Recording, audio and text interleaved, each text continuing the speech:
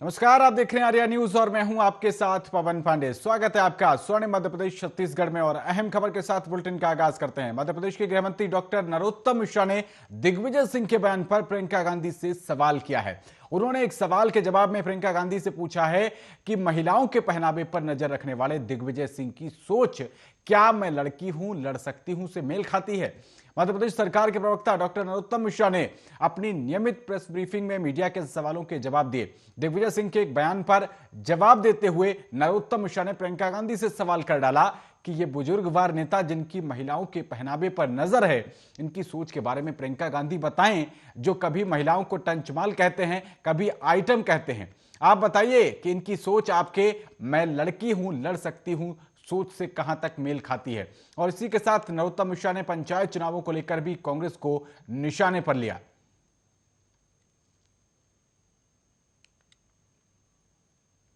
ये कह रहे हैं कि मोबाइल वाली और जींस पहनने वाली लड़कियां नरेंद्र मोदी को पसंद नहीं करती हैं, जो ज्यादा एजेड हो जाती हैं वही करती हैं। प्रियंका जी के हवाले से उन्होंने ऐसा कहा है। अब मैं प्रियंका गांधी से ही सवाल करता हूं कि ये बुजुर्गवार जिनकी महिलाओं के पहनावे पर नजर है, इनकी सोच के बारे में प्रियंका जी सोचें। कभी महिलाओं को टंचमाल कहते हैं, कभी महिलाओं को आइटम कहते हैं।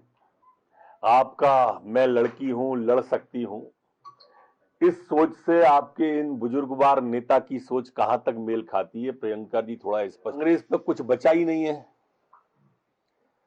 उनकी गलती की वजह से चलता हुआ चुनाव रुका।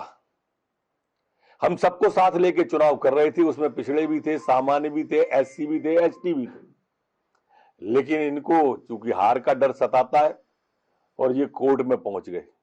कोर्ट में गए और चैलेंज किया कि हमने जो अध्यादेश लाए हैं वो गलत है, लेकिन कोर्ट ने स्टे नहीं दिया।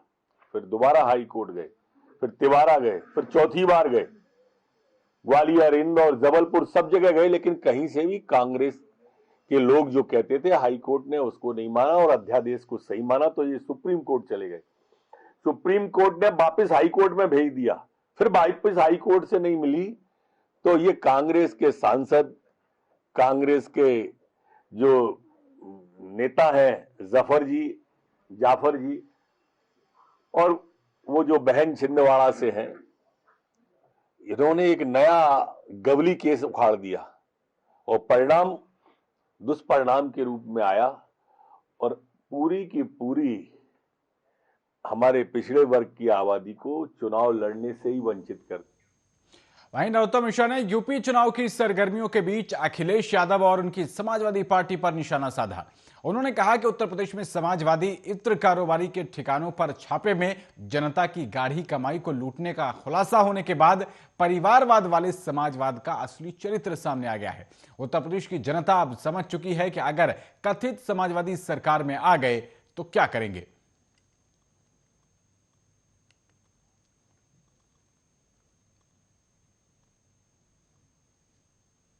प्रियंका जी के हवाले से उन्होंने ऐसा कहा है। अब मैं प्रियंका गांधी से ही सवाल करता हूं कि ये बुजुर्गवार जिनकी महिलाओं के पहनावे पर नजर है, इनकी सोच के बारे में प्रियंका जी सोचें। कभी महिलाओं को टंचमाल कहते हैं, कभी महिलाओं को वहीं रायपुर में हुई धर्म संसद में संत कालीचरण के राष्ट्रपिता महात्मा गांधी को अपशब्द कहने पर मचे बवाल पर सीएम भूपेश बघेल ने चुप्पी तोड़ी है। सीएम ने एक वीडियो भी ट्वीट किया है। उन्होंने ट्वीट कर बीजेपी पर ही हमला बोला है। उन्होंने लिखा कि चूहों के बिल में अगर पानी डालो तो एक साथ छटपटा कर बाहर भागते हैं, अफरा तफरी मच जाती है। राहुल गांधी जी ने देश के सामने हिंदू और हिंदुत्ववादी का जब से अंतर स्पष्ट किया है, हिंदुत्ववादियों की टोली में अफरा तफरी मच गई है। उन्होंने लिखा कि इन पाखंडियों की वर्षों की नफरत की दुकान बंद हो रही है। बापू को गाली देकर समाज में विषवमन करके अगर किसी पाखंडी को लगता है कि वो अपने मंसूबों में कामयाब हो जाएंगे तो उनका भ्रम है। उन्होंने लिखा कि उनके आका भी दोनों सुन लें, भारत और सनातन संस्कृति दोनों की आत्मा पर चोट करने की जो भी कोशिश करेगा, न संविधान उसे बख्शेगा और न जनता उन्हें स्वीकार करेगी। छत्तीसगढ़ के मुख्यमंत्री भूपेश बघेल ने यह भी कहा कि यहां पर उत्तेजक और हिंसात्मक बातें बर्दाश्त नहीं की जाती हैं। राष्ट्रपिता के बारे में इस प्रकार की बातें बोलना निश्चित रूप से दर्शाता है कि उनकी मानसिक स्थिति क्या है। जितनी निंदा की जाए उतनी कम है और जितने भी कड़े कदम उठाए जा सकते हैं वो उठाए जाएंगे।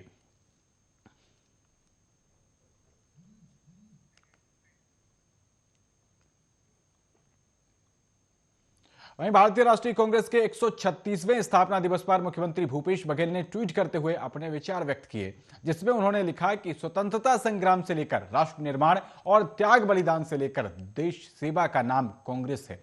कांग्रेस ने आज 135 वर्षों की यात्रा पूर्ण कर ली है। कांग्रेस पार्टी के 136वें स्थापना दिवस पर हम भारतवासियों का आभार व्यक्त करते हैं, जिनकी वजह से ये देश सबका देश बन सका है।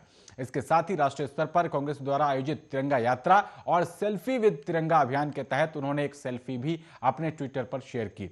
भारतीय राष्ट्रीय कांग्रेस का गठन 28 दिसंबर 1885 को हुआ था, जबकि छत्तीसगढ़ में इसकी नींव सन 2000 में प्रदेश की स्थापना के साथ रखी गई।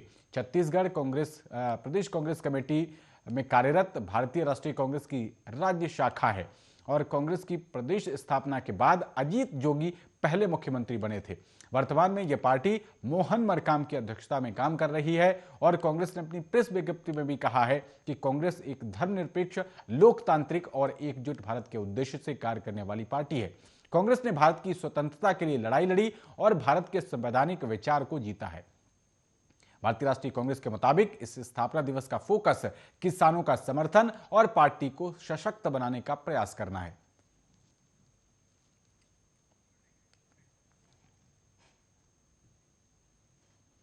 दूसरी तरफ मधुबन गाने को लेकर छिड़ा विवाद अब खत्म होता नजर आ रहा है। मध्य प्रदेश के गृहमंत्री डॉक्टर नरोत्तम मिश्रा ने धमकी दी थी कि 3 दिन में गाने के बोल नहीं बदले या यूट्यूब से गाना नहीं हटाया तो कानूनी कार्रवाई की जाएगी। इसके बाद संगीत लेबल सारेगामा ने रविवार को कहा था कि मधुबन गीत के बोल और नाम को भी बदल दिया जाएगा। इस पर डॉक्टर मिश्रा ने अब कहा है कि हम अब तक चेतावनी देते रहे हैं, पर अब चेतावनी नहीं देंगे बल्कि सीधे कानूनी कार्रवाई करेंगे।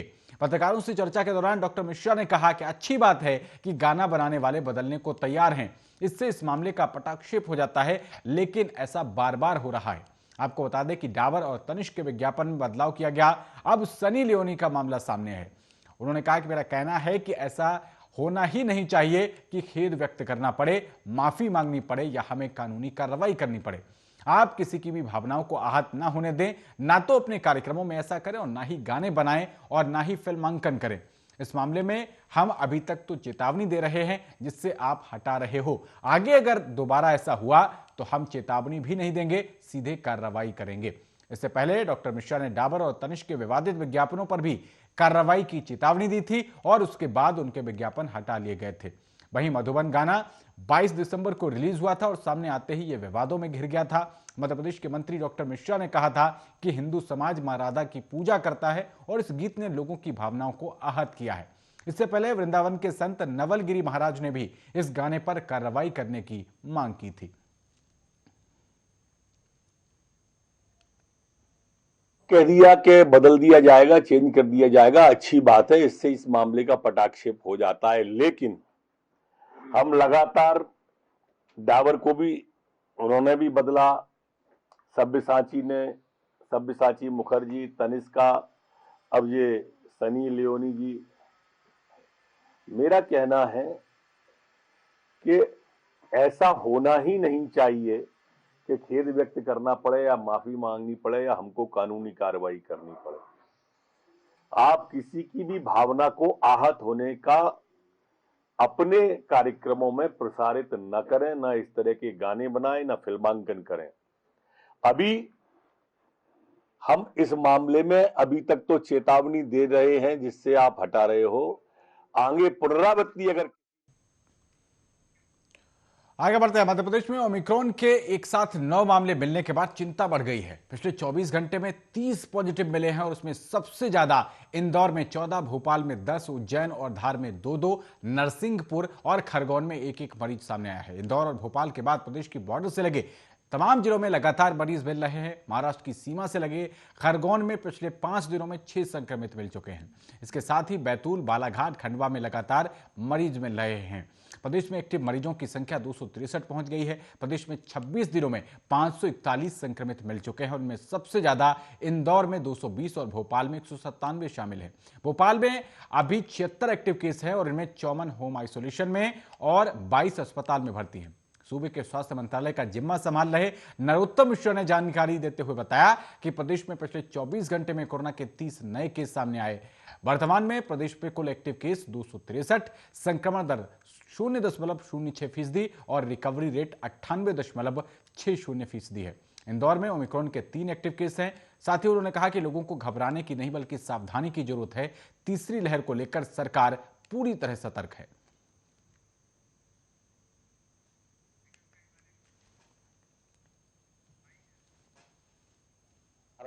हो कोरोना के क्षेत्र में 30 नए प्रकरण पिछले 24 घंटों में मध्य प्रदेश में आए। 19 लोग ठीक होकर अपने अपने घरों की ओर और गंतव्य की ओर गए हैं। 263 एक्टिव केस संपूर्ण मध्य प्रदेश में कोरोना के हैं, जबकि संक्रमण दर हमारी 0.006% है। रिकवरी दर हमारी स्थिर बनी हुई है 98.6 पर। पिछले 24 घंटे में मध्य प्रदेश के अंदर 54,258 सैंपल कोरोना के लिए गए हैं। शासन प्रशासन पूरी तरह से मुस्तैद है कि हम कोरोना को, तीसरी वेव को मध्य प्रदेश में नहीं आने दें। उसके लिए जो हर संभव कोशिशें हम कर रहे हैं। तैयारी हमारी पूर्ण है, चाहे वो ऑक्सीजन प्लांट की हो, चाहे वेंटिलेटर की हो, चाहे आईसीयू के बेड की हो, चाहे साधारण बेडों की हो। जो पूर्व में ओमिक्रॉन से संबंधित प्रकरण इंदौर में जो विदेश से लौटे थे वो आए थे, वो ओमिक्रॉन के प्रकरणों में 6 तत्काल ठीक होकर चले गए थे और 3 जो है उनमें कोई गंभीर किस्म की शिकायत नहीं है, न उन्हें जुकाम है न खांसी है। अभिप्राय कहने का यह है कि घबराने की जरूरत नहीं है, सावधान। बुलेटिन में आगे बढ़ते हैं। छत्तीसगढ़ में कोरोना के मामले लगातार बढ़ रहे हैं। सोमवार को 49 नए संक्रमित मिले हैं, जिनमें रायपुर के 5 केस शामिल हैं। पिछले 24 घंटे की बात करें तो राज्य में एक संक्रमित की मौत भी हुई है। वहीं रायगढ़ के नवोदय स्कूल में एक बच्चा और पॉजिटिव निकला है। सोमवार को रायगढ़ में मिले 15 मरीजों में नवोदय के एक बच्चे के साथ स्टाफ के 2 लोग भी पॉजिटिव निकले हैं। रायगढ़ में अब तक 4 बच्चे संक्रमित हो चुके हैं और तेजी से संक्रमण फैलने के कारण ओमिक्रॉन वेरिएंट की भी आशंका है। इसलिए सभी बच्चों के जीनोम सैंपल जांच के लिए भुवनेश्वर भेजे जाएंगे। एक्टिव मरीजों की संख्या 100 के करीब पहुंच गई है। यहां प्रदेश में सबसे ज्यादा 96 सक्रिय मरीज हैं। इधर रायपुर में भी बीते 2 दिन में 3 बच्चे पॉजिटिव निकले हैं। इनकी उम्र 6 साल से 12 साल के बीच है। पॉजिटिव आए बच्चे परिवार के सदस्यों के संक्रमित होने की वजह से पॉजिटिव निकले हैं। वहीं नवोदय स्कूल में बच्चों में तेजी से फैले कोरोना संक्रमण को देखते हुए स्वास्थ्य मंत्री टीएस सिंहदेव ने उच्च स्तरीय टीम से जांच करवाने का फैसला लिया है। स्वास्थ्य विभाग ने इस मामले की गहराई से तहकीकात करवाने का फैसला किया है। कोविड नियंत्रण टीम के डॉक्टर धर्मेंद्र गवई और 4 और डॉक्टरों की टीम मंगलवार यानी कि आज सुबह रायपुर से रायगढ़ के लिए निकल चुकी है और महामारी नियंत्रण विभाग के डायरेक्टर डॉक्टर सुभाष मिश्रा के मुताबिक रायगढ़ में पॉजिटिव मिले सभी बच्चों के साथ साथ अब प्रदेश के सभी पॉजिटिव पाए जाने वालों के सैंपल ओमिक्रॉन की जांच के लिए भुवनेश्वर भी भेजे जा रहे हैं, क्योंकि अरसे बाद किसी क्लस्टर में इतने अधिक मामले सामने आए हैं। बच्चों में तेजी से संक्रमण फैला है, इसलिए एहतियात के तौर पर जीनोम जांच कराई जा रही है।